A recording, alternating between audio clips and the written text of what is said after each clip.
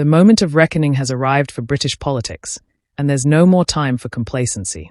The country is perched on the edge of a precipice, teetering between a reality that most refuse to accept and the future that some are desperate to shape. It's no longer a matter of debating policy or future plans. It's about survival. The people are awake, and they are demanding change, not the kind of token gestures that have come to define British political life, but radical, unapologetic, transformative action.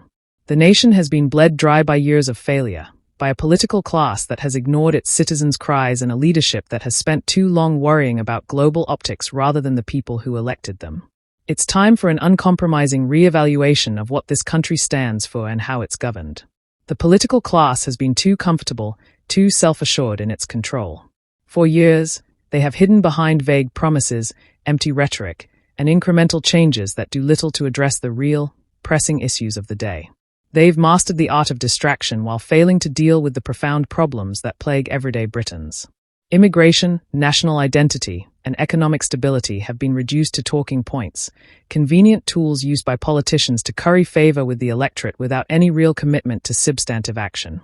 And now, as the discontent grows and frustration turns to anger, those same leaders stand shocked, as if blindsided by the rise of populist sentiment. The truth is, they have only themselves to blame. They've ignored the people for too long. It's not just about a number on a poll or the occasional protest march. It's about a fundamental breakdown in trust. Britons are no longer asking for leaders who will talk down to them or offer vague promises about the future. They are demanding action now. They want their leaders to stand up for them, to defend their interests, and to be unapologetically nationalistic in their commitment to securing Britain's future. For far too long, the political establishment has treated nationalism as something to be ashamed of, an ideology to be hidden in the shadows while the country's core values are sacrificed on the altar of internationalism. But this mindset has led the UK into a corner, where its borders are porous, its national identity is under threat, and its citizens are left to face the consequences. It's time to reject this failed approach and embrace a new era of strong, uncompromising leadership. There is no excuse for the continued failure to secure Britain's borders. Immigration has become a defining issue because it's no longer about numbers on a graph or abstract policy debates. It's about real people, real communities, and real lives being impacted every single day. The reality on the ground is stark: rising crime, overcrowded schools, and a national health service that can't meet the needs of the citizens it was designed to protect. It's a system buckling under the weight of an unchecked immigration crisis that has been exacerbated by the incompetence of successive governments. The government can no longer deny the consequences of its actions, and the British people are right to demand the urgent action that has been promised time and time again but never delivered. Prime Minister Keir Starmer's leadership has been nothing short of a betrayal. His election was supposed to herald a new dawn for Britain, but it has instead marked the continuation of a political establishment that is out of touch with its own people.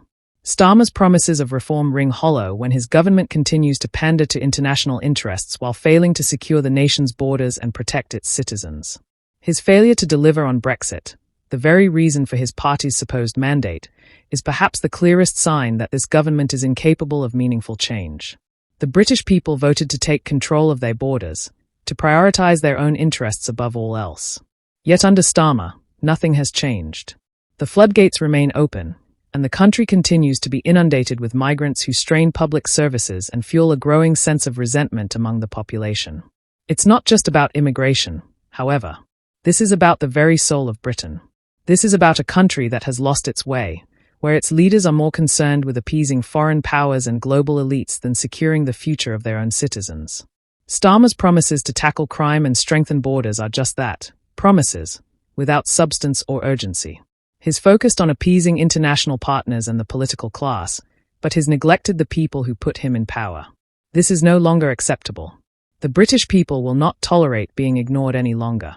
The government must take decisive action to restore national pride, to put Britain first, and to stop bowing to the whims of foreign interests.